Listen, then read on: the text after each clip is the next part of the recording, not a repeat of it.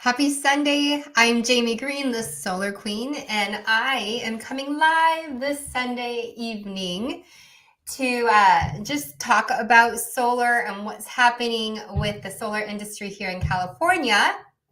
And it's February, I think it's the 26th.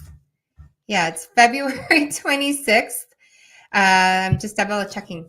February 26th. And in this video, in this live stream, I want to talk specifically about the fact that you really have less than 14 days if you live in the state of California and you want to lock in NEM 2.0. So if you're watching live and you have questions, please make sure to type them out and ask them live.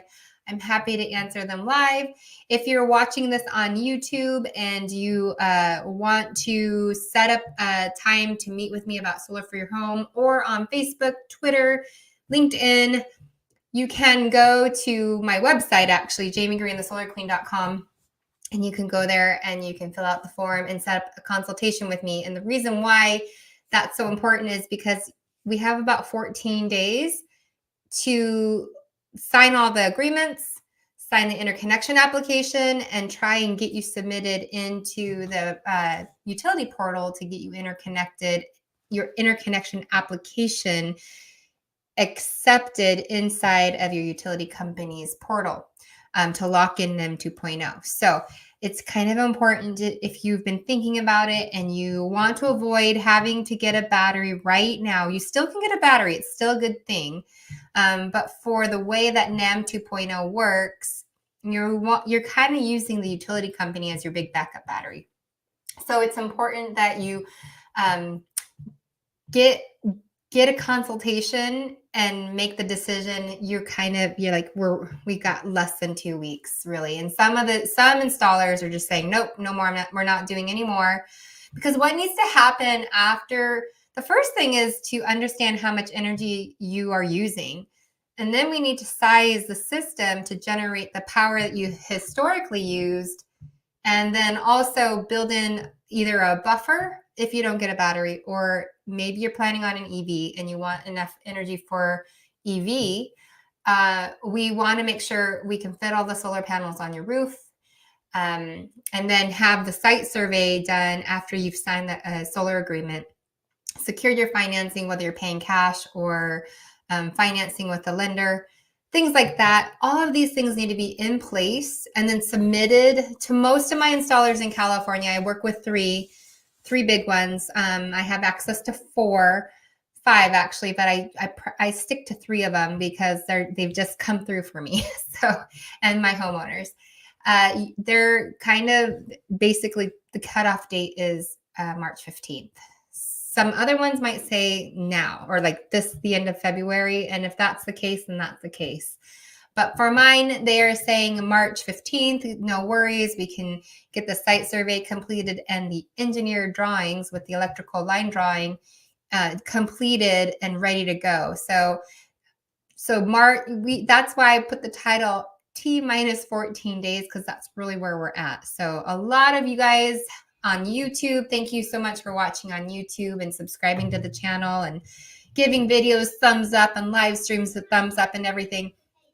But a lot of you have reached out. I've helped many of you go solar, and you guys are making quick decisions, which kind of can be scary, but I promise you I'll make sure that you're being taken care of throughout the process. The good news is that installation doesn't have to be completed by March 14th, March 15th in order to be grandfathered into NEM 2.0. It's just that the agreements, the CPUC Consumer Protection Guide, the interconnection application, and the line drawings have to be submitted in time. And then you have up to 3 years. The installers have up to 3 years to complete the installation and submit the signed off final permit from your AHJ. Now, some of you might be thinking, well, why on earth would the utility company give me 3 or the installer 3 years to complete a project? There's a reason for that. I have been going to homes locally and I've been checking out their main service panels. And where I live in California, a lot of our homes were built prior to 2000. 2000, the year 2000 is when the California building code required for new home construction to require a 200 amp service panel. So for most cases, you homes with 200 amp service panels are good to go to tie in a solar system if it's not super large. I do have some that have super large systems. Charles Old, why only 14 days? Don't homeowners get grandfathered in once the NEM interconnection doc is submitted? Yes. Oh, and then you said, oh, you just said why. Yes, Charles. The reason for that is because that site survey needs to be completed and the electrical line drawing needs to be accurate and it needs to be submitted with the interconnection application.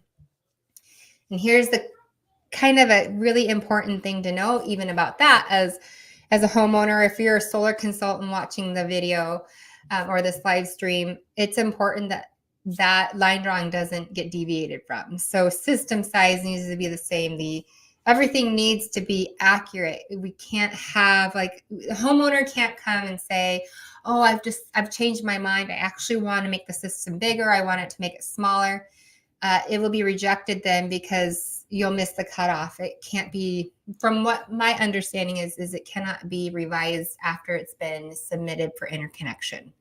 So it's really important that you have, if you're working with me as the homeowner, that we have a very thorough conversations about your future plans.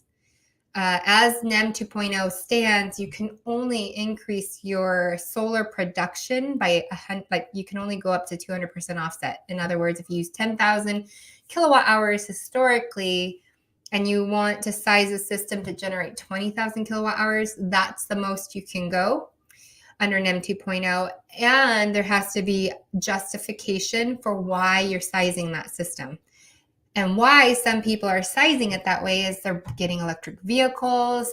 Maybe they're switching out their gas furnace to an electric heat pump, water heaters, or whatever it might be that's going to increase the demand, increase the load, or increase the usage. You want to be able to have that solar power there for you because once you're grandfathered in and locked in, if you go and add a second system down the road, you may jeopardize NEM 2.0 and be pushed into NEM 3.0. So it's really, really important that we size the system accurately. So going back to the construction piece, sometimes homeowners don't have a large enough main service panel. And sorry, M. Peters says, thank you for your time with this. Of course, M. Peters. It's really important. I mean, I've been talking about this for several weeks, and because we're marching towards that deadline, and it's super, super important for the homeowners who have been thinking about solar for some time and just thought, I don't really see the need for it. I don't see, it's still so expensive. I've had a homeowner who we've been talking for months and months, and I've given them 3 different revisions of solar proposals. And the reason for that, the sizes haven't changed, but the financing structures have changed. And back in, August of last year was the best time financing wise to get it done. And then the interest rates keep creeping up. And so I've had to go back and say, I'm sorry, that financing program isn't available any longer. And this is what's available. And all of a sudden it gets a little more expensive and the monthly payments go up. And he's like, they just need to make a decision and just accept it for what it is. And here's the kicker. The kicker is they're still saving $100 a month on average from what they're paying to the utility company right this minute. So if you are going to finance it, please don't get hung up on all that. You just it is what it is. Like, the interest rates are what it is. For people buying homes, it is what it is. And if you want to buy the home and you have to take a mortgage out on it, you take the mortgage out on it. Hopefully down the road, you can pay it off quicker than the term. But the longer you go out in a term on a loan, the lower the monthly payment, and there are no prepayment penalties on solar financing. Debbie says, hello. Hi, Debbie. hope you're doing well. And thanks for watching. So solar financing is something that is available. You do not have to use financing if you don't want to. You could go and secure your own money. If you have cash, you can pay cash. If you have a HELOC, you can use a HELOC. If you want to go to your credit union, the only thing I've learned about credit unions, if you go out and get your own money, the credit unions will typically see it as a personal loan, and there will be a lien against your home if you don't pay, like if you default on it. So with the solar lending, the good news is with that is it's not a lien against the home, it's a lien against the equipment, the solar equipment. So it's called a UCC-1 lien, and it goes against the equipment, not against the home. Hopefully no one has to ever default on their solar payments, because the reason why is a lot of the lenders see and recognize the solar payments as a utility cost replacement. So the goal is to save you money on your energy costs with solar.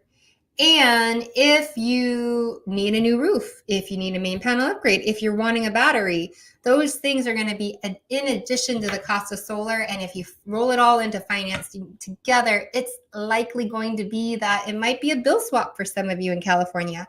If it's not, then you have to think of it, well, I'm getting a roof with no money out of pocket. I'm getting it taken care of by the solar company or their subcontractors. I only work directly with installers. I do not work with subcontractors. I've worked with companies that subcontract projects out, and it's not been, it has not been the best situation for some of my homeowners. Yes, Debbie, thank you. I kind of think it's really good information. You're good with cash. I think I understand what you're saying. Yeah, I mean, half, I don't want to say half, maybe 4 out of 10 of my homeowners pay cash for systems. So cash is a little bit king, you know. It's going to get you the lowest levelized cost per kilowatt hour, and I'll explain that in a second, when you pay cash. She said cash is fine. Yes, cash is great. You can pay cash. You can. I have one installer who will let you pay with credit card with a 3.5% processing fee. Amen to that. Yeah, cash is nice. And the way the cash works when you pay for a system with cash is it's $1,000 down. So you pay $1,000 when you sign the solar agreement. And then that gets you forward progress to the site survey. And then the site survey is completed, the engineering drawings get done. They're going to submit all your interconnection paperwork. Then they're going to quickly get you your permit that is going to be issued by your AHJ.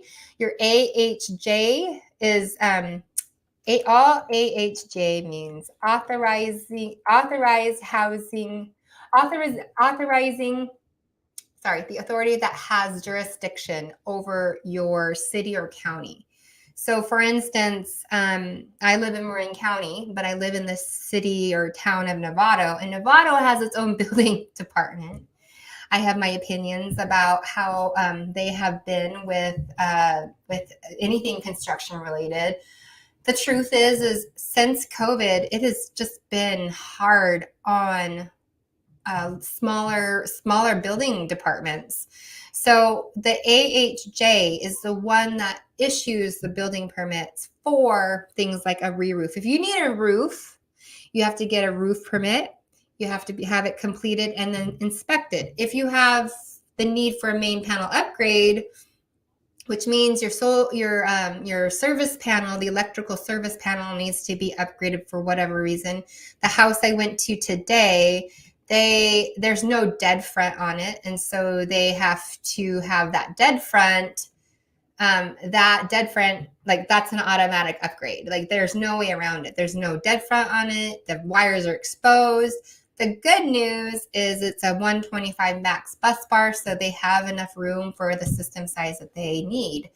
Are your installers employees, and are they factory trained? Do your manufacturers offer support to the installers? All of my installer partners are W-2 employees.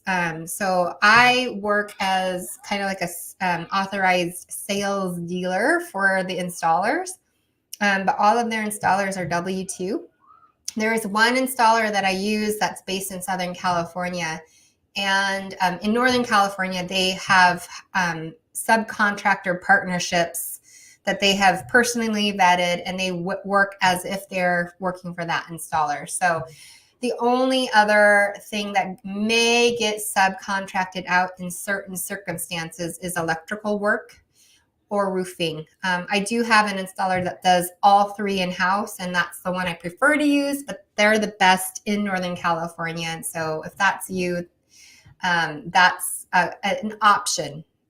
Now, there are some installers who will stay out of complete cities altogether because the permitting process takes so stinking long that AHJ, the authority having jurisdiction, might take a year to get permits. Again, another reason why utility companies that are grandfathering homeowners into NEM 2.0 are allowing 3 years to get solar installed, because some cities take 9 to 12 months to get just the permit for solar.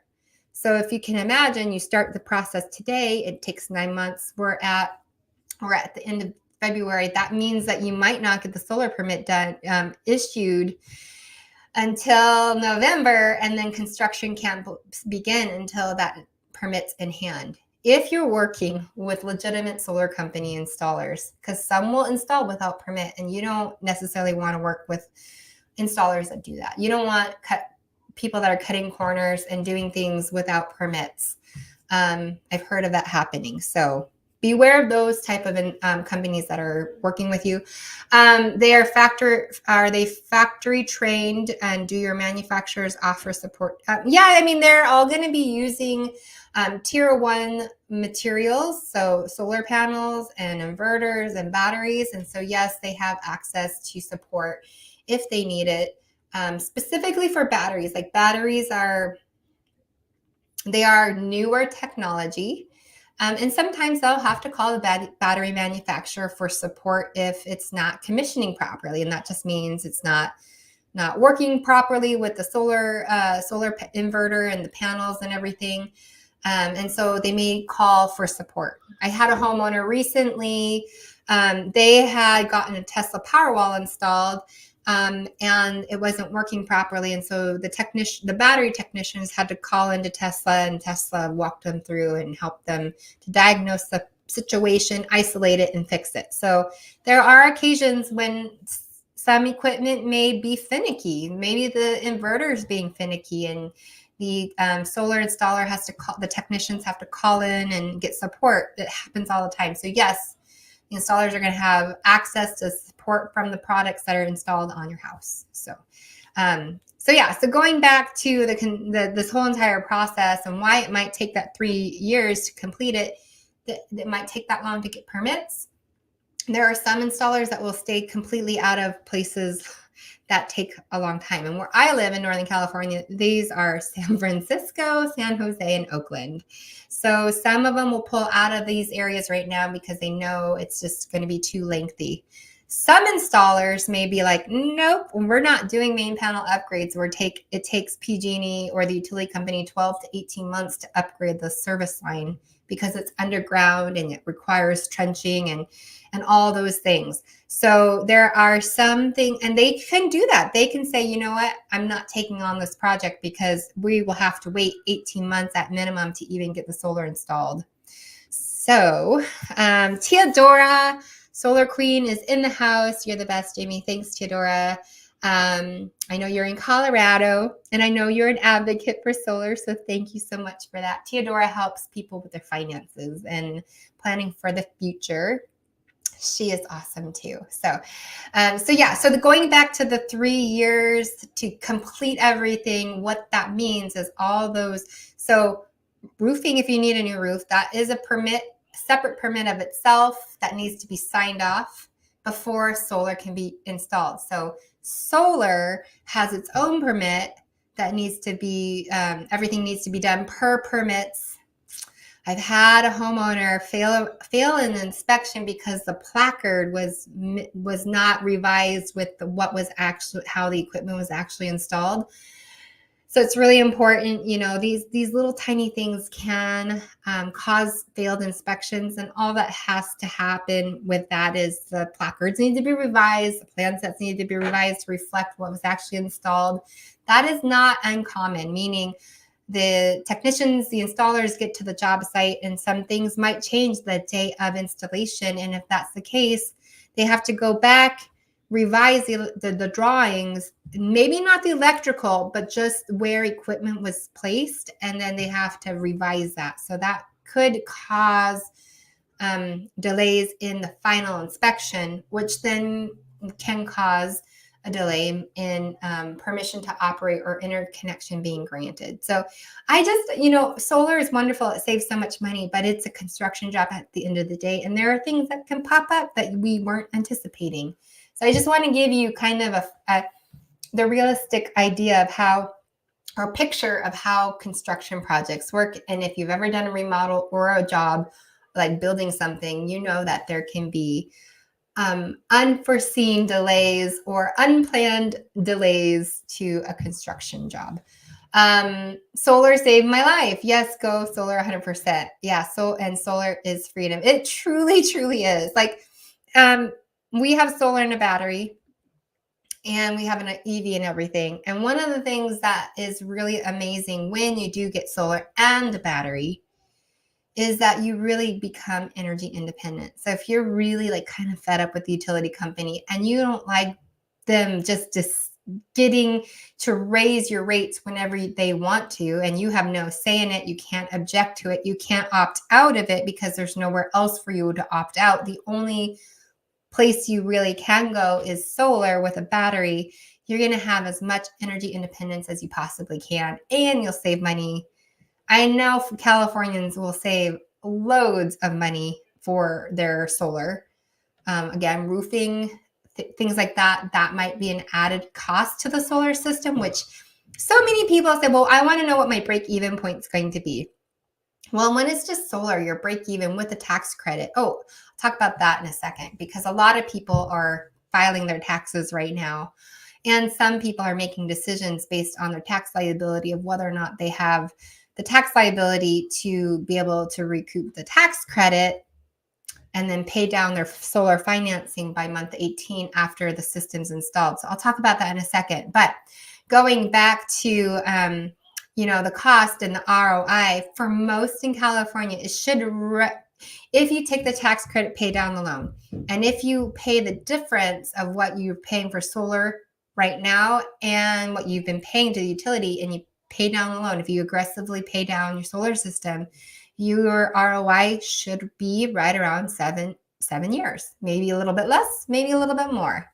When you add a $20,000 re-roof, or you add a $3,000 main panel upgrade, or if you add let's say, call it a $15,000 battery, of course, those are going to move out your ROI, but you will never have an ROI with the utility company. You just won't. You cannot escape the utility company.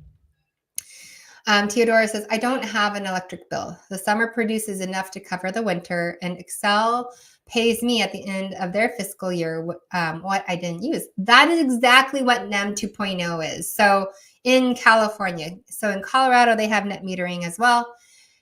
It's like this, and I'll try and do it like this. January to February, February to March, March to April. They're like all your credits roll over and accumulate like rollover minutes with cell phone plans years ago.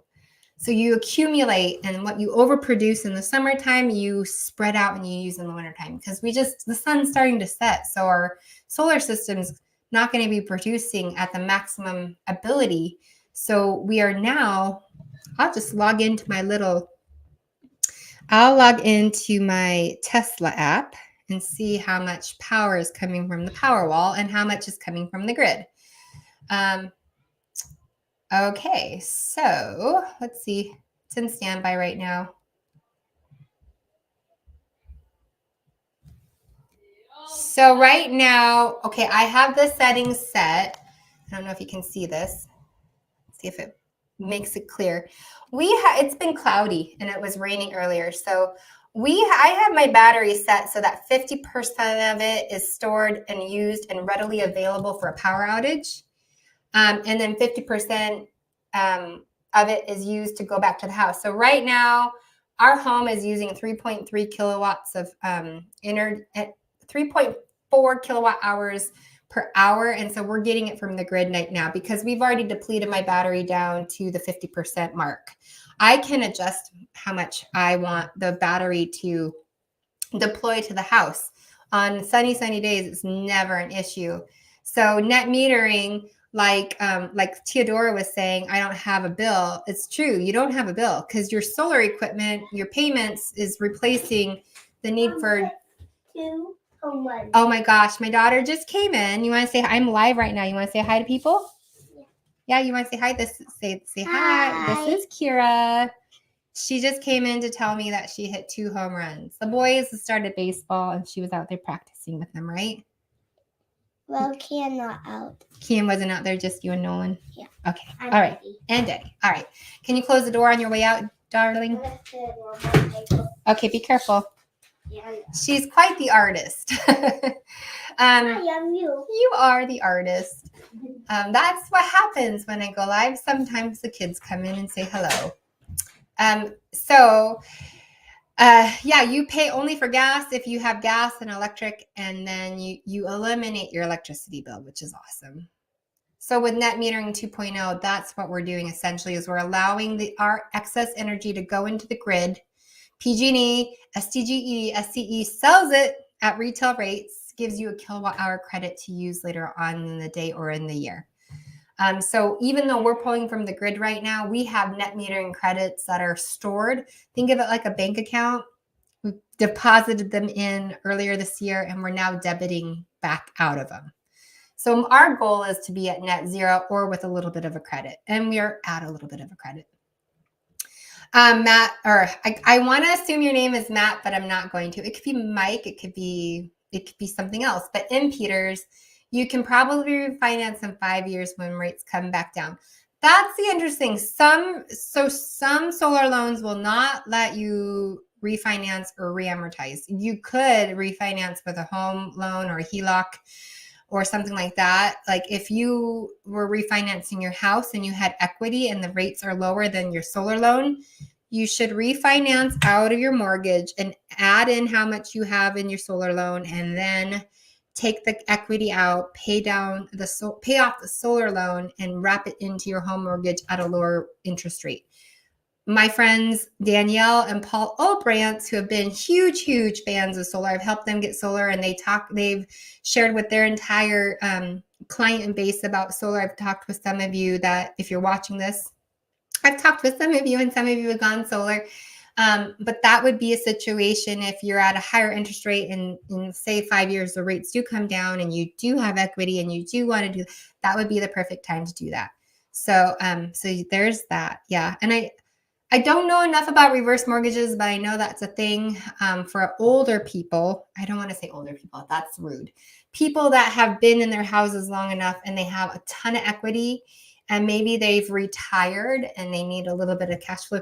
Maybe they do a reverse mortgage. In that situation, then you would also perhaps pay for your solar system if you want to go that route and eliminate your electricity bill. Because remember, the utility company is a liability. They are constantly taking money from you.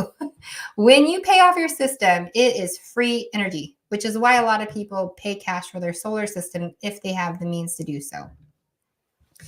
And remember, in Colorado, you guys get more sun than us. Technically, Colorado is pretty even with California.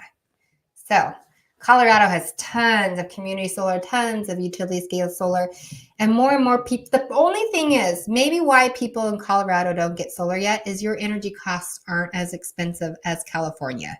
So the savings aren't as great. Maybe it's 20% savings. In California, for some, I'm saving them 50%, 45%. Maybe for the higher energy users, they're having a higher savings. For those that don't use very much, your savings might not be that much, especially if you need a main panel upgrade.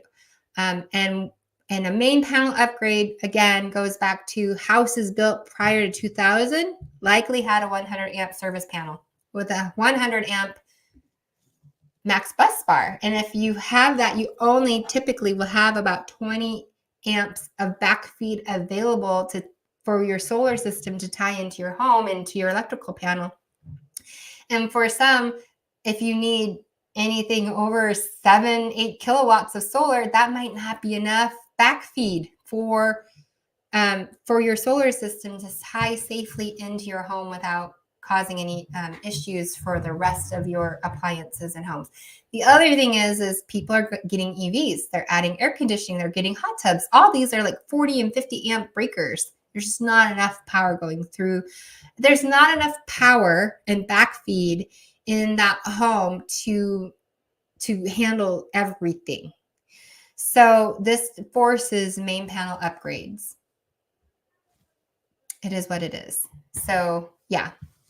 Okay, let's talk about, since I mentioned I was going to talk about the tax credit. The 30% federal tax credit is available if you go solar for homeowners who have tax liability, federal tax liability. There are currently no state incentives for going solar in California. You may be in a utility, a municipal utility, or in a city or a town or county that may have rebates for things like switching your gas cooktop to electric, your water heater from gas to electric, your main panel upgrade. Sometimes if you're upgrading the entire house, you may have a rebate available to you through your county. I know in Marin County where I live, there is it's called Sustainable Marin. And for homeowners who do upgrade their entire service panel, there is, for people that are not considered low income, I think it's $1,000 rebate for making that main panel upgrade. And so you want to check your city, county incentives for anything that's sustainable related and to see if there are any rebates. SGIP rebates is a self-generation incentive program that may be available to certain homeowners that get batteries. So self-generation is where you generate your own power and you store your own power through a battery. Sometimes there are funds available for a full rebate, and rebates that I've seen homeowners get. Not everyone gets it, but for those that can, I've seen anywhere between $1,700 and $1,800 to help offset the cost of the battery. The battery also qualifies for the tax credit, the federal tax credit, which is 30%. And so does the solar. And so does, if you have to get the main panel upgraded to go solar, that can be included as well. So the solar tax credit, or the ITC, is 30% of the total cost. So if you finance it, it's 30% of the finance cost. If you pay cash for it, it's 30% of the cash price. So if we have a system, let's just say it's $50,000, and that might seem like a lot of money or might not seem like that much money compared to what you would be paying over 25 years to the utility company. That is quite a deal. So the available 30% federal tax credit for a $50,000 system is $15,000. So to qualify for that, you do need to have federal tax liability of $15,000 to be able to claim it all in the first year. And I'll explain why that's important after I read Dwayne Robertson's question on YouTube. How many years does the 30% take off your loan? And on average, I know it differs. Well, so the way that the solar lenders lend, most of them, they are going to give you an intro price, fixed intro monthly payment that is 30% less than the full price.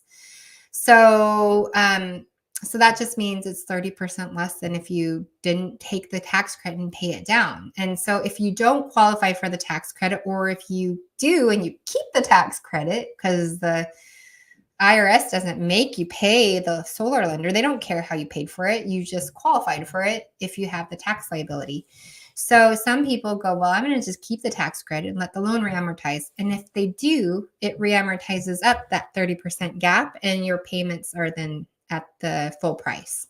And oftentimes the full price, even if you keep the tax credit for some, is still less than what they're paying to the utility company. So in their minds, they're thinking, why would I pay back that? Why would I pay that down I can go and take that tax credit and put it towards something else that is going to either yield a higher interest, higher ROI, or maybe they're going to pay off higher interest debt. It's totally up to them, the homeowner, if they qualify for it, to be able to do with it what they want. So how that works is it's a dollar for dollar tax deduction or reduction in your tax liability. So say someone has a $20,000 tax liability and this person buys a $50,000 tax or $50,000 solar system, they're eligible for $15,000 in the tax credit. That $15,000 tax credit, and oh, by the way, I'm not a CPA, so you're going to want to talk to your CPAs about this, but I've talked to CPAs and this is how they've explained it. And then I restate it and they say, yes, that's how it works. So the $15,000 reduces their tax liability down really to $5,000. So if that person withheld $25,000 out of their paycheck to make sure they had enough withheld from their paycheck to cover their $20,000 tax liability, this person in theory would get a $5,000 return. If they got the solar and it reduced their tax liability down to $5,000, they essentially have overpaid or over withheld from their paycheck $20,000. So they're going to get $20,000 back in the form of a return. When they get that money back, they then should, if they're really diligent about wanting to pay down the loan or they just want to stay fixed, they could in theory take that $15,000 that they got back from the IRS and pay down the loan and keep their monthly payment fixed. Or if they go, well, we don't have anywhere else to put that $5,000, why don't I take the whole $20,000 and pay it towards my solar loan? And then the loan will re-amortize actually to a lesser payment on a monthly basis, fixed, less than what they've been paying for 18 months at the very front end. Some people do that. And if that's the case, that solar payment is fixed. It can't go up and it can't go down. There are some solar lenders that will let you reamortize multiple times over if you'd like to do that. So I think GoodLeap might be one of them that might let you do that under certain loans that you select. I don't use GoodLeap very often.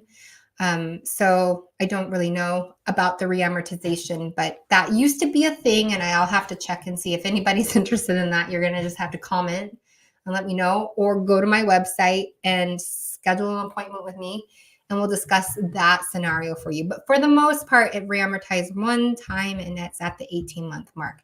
18 months after your solar panels have been installed on your rooftop, not from PTO. PTO happens after the final inspection for the solar signs off.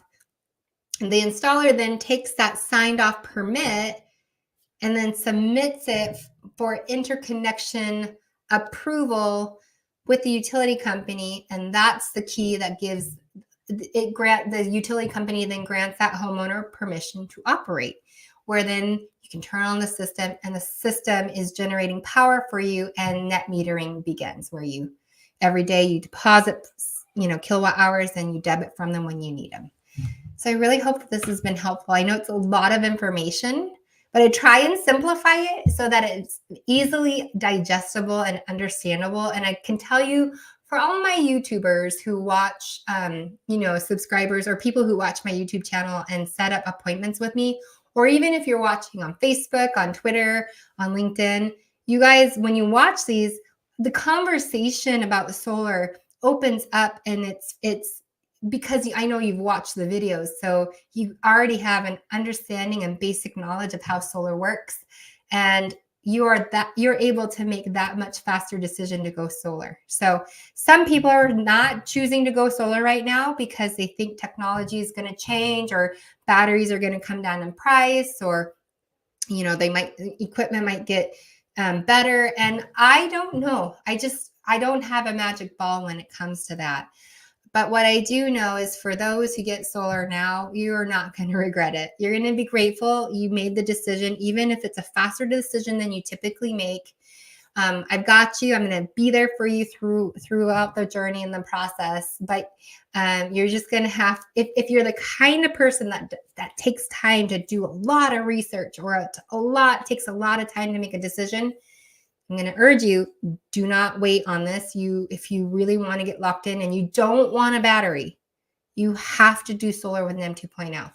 If you are like, I can't make a decision, or I just don't know, you might get locked out of NEM 2.0 and you are forced into NEM 3.0, and you will be forced into getting a battery or not getting a battery and going back to where it used to be 10 years ago, where you got 70% offset or whatever it might be. And you're okay with paying the difference to the utility company for the power they send you after the sun sets. Because that's what's going to happen. It's going to happen every single month. It's going to be, instead of rollover credits, it's this month you use this much solar produced this much for you, and the rest was from the utility company. And if it's 200 kilowatt hours at today's rates, which I know when under NEM 3.0 it'll be much higher, but 200 kilowatt hours times 30, we'll do 37 cents. $74 just to have the energy sent to you from the grid that your solar system didn't produce for you. Because we don't produce that as much as we should, or as much as we'd like in the wintertime. In the summertime, it's not going to be an issue. But you're going to have to decide, if you forego the battery with NEM 3.0, you're going to have to be okay with having a monthly bill on top of your solar system you paid for. So it's very important that we have these conversations. If you choose not to go solar in the next 14 days, and for some, they might have already said no. I know some installers have said, nope, we're done. We're not taking in any more projects and not guaranteeing NEM 2.0. My installers have said, make sure everything's in by March 15th. And even then there's, if they cannot get you into NEM 2.0, you will have the option to go back to the drawing board and either cancel or resize the system with a battery so that you make the most out of your solar system under NEM 3.0. So a lot of them, that is kind of that peace of mind, and you can move forward with confidence. So that's kind of what I wanted to talk about. I know I've talked about it several times before, but if this is your first time watching this live stream about NEM 2.0 versus NEM 3.0 and the cutoff date, then I want to invite you to go to my website, jamiegreenthesolarqueen.com. Fill out the little form. I have some videos there that will just say, hey, thanks so much for visiting my website. Take a moment to fill out this form.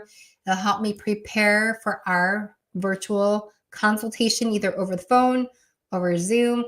If you're local to me and we can figure out a time to meet in person, we can do that too. But most people are doing it over the phone, email, Zoom. Once it's done, we can communicate that way. So that's just a time saver.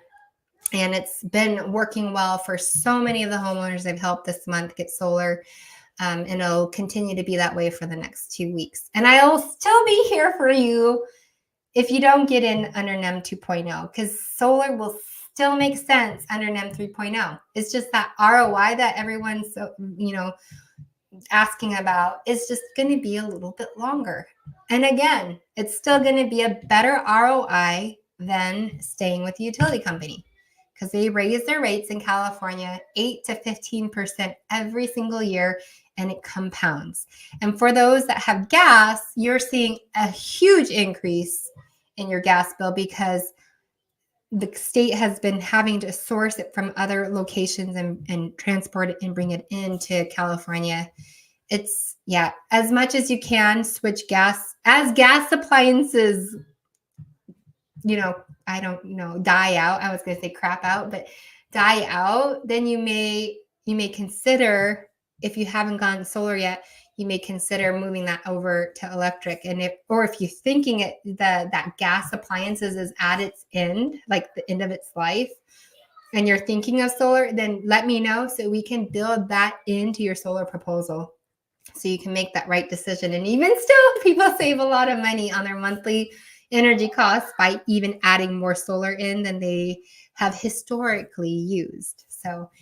Solar makes a lot of sense. Like Theodora said, it is freedom. Solar is freedom from the utility company. It's financial freedom too. And yeah. Dwayne says, I am glad I live in Texas. Yeah, you're glad you live in Texas, but let me tell you this. Your rates for electricity are going up. I remember talking to homeowners when rates were like 10 cents a kilowatt hour. And a lot of them, they're creeping up 17, 18, 19 cents. That is almost a 100% increase. So solar still makes sense in Texas. And for those, you're in a grid that is independent of its own. So you have a lot of co-ops and you have a lot of like big energy companies, but a lot of people will opt in for co-ops and it keeps the rates competitive and everything. We don't have that in California. But if your grid goes down, so does your power. And so a lot of people, because Texas is big on independence, they are wanting solar plus the battery or solar plus the generator. So it still might pencil out for Texans to get solar.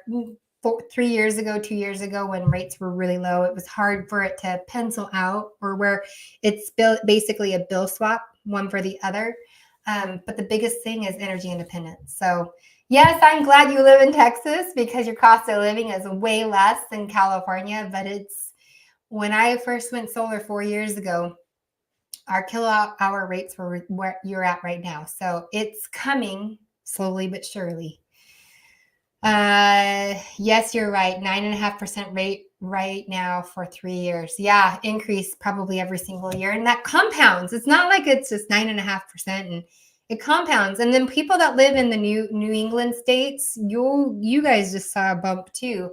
I can help people in 31 states go solar. So not just California, but my priority a little bit right now, my priority is Californians because they're the ones that need it absolutely the most. But that doesn't mean to say if you live in other states such as Texas, New Mexico, Arizona, the Carolinas, Florida, all up and down the eastern seaboard, parts of the middle of America, I can cover a lot of ground. So thanks guys so much for watching. I really appreciate you. If you are watching on YouTube, thanks so much for watching there. Subscribe if you haven't and tell people about my channel. I'd appreciate that.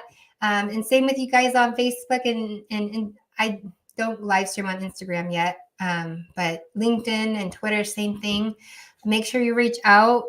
You can go to the website or you can even just send me an email, jamie@jamiegreenthesolarqueen.com.